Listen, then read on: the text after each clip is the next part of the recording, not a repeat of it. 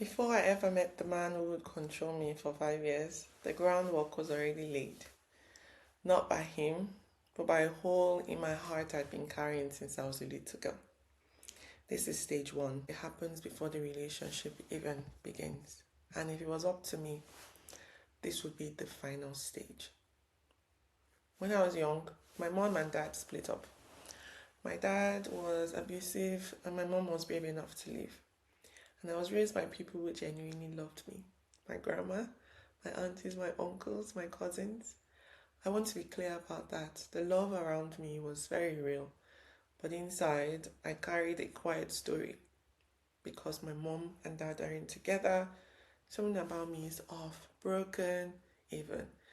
I was already an introvert, and that story made me pull in further.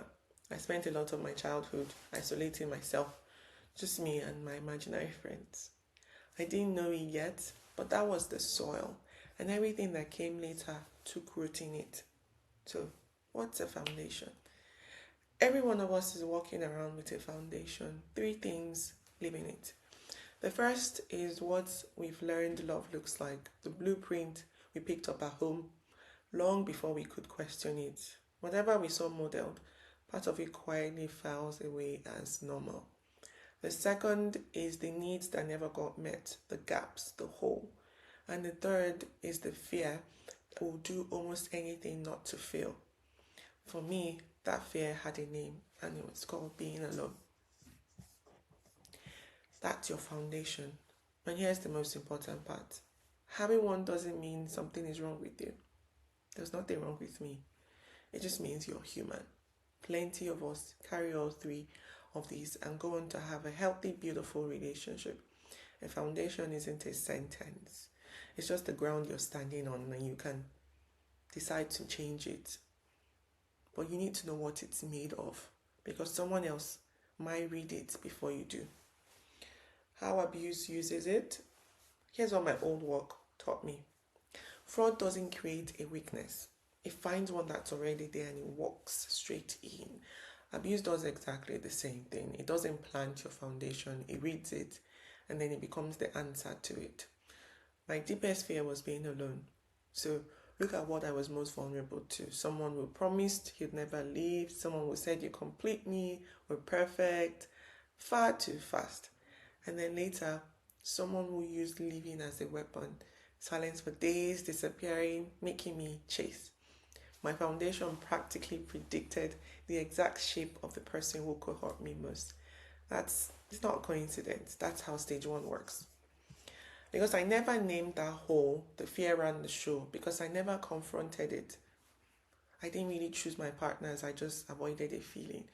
Relationship after relationship that didn't fit. And I stayed. And by doing that, I quieted my instinct. I trained myself to distrust my gut feeling because I never listened to it.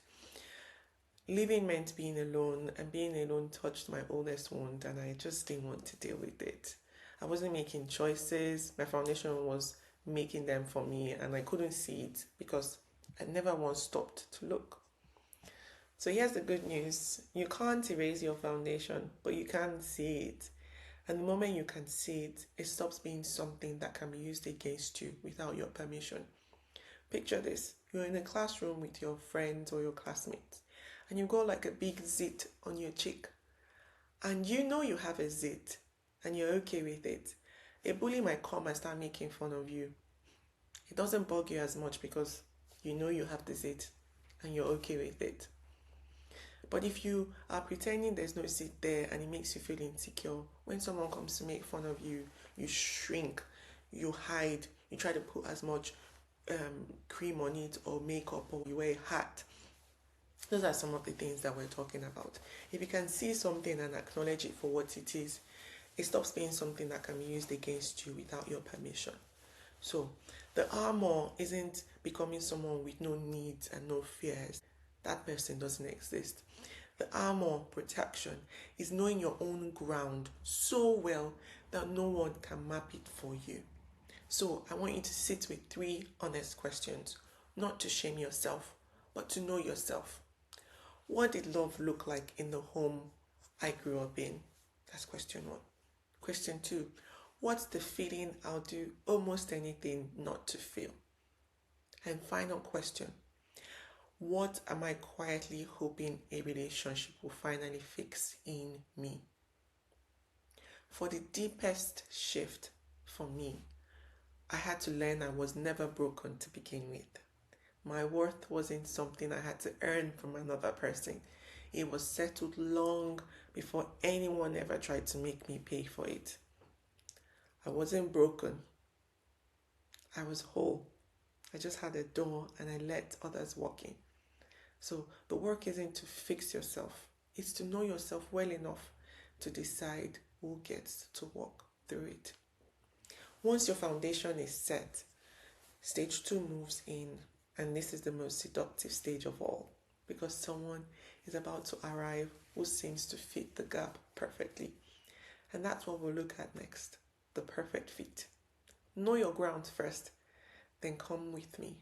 Subscribe, and I'll see you in the next one.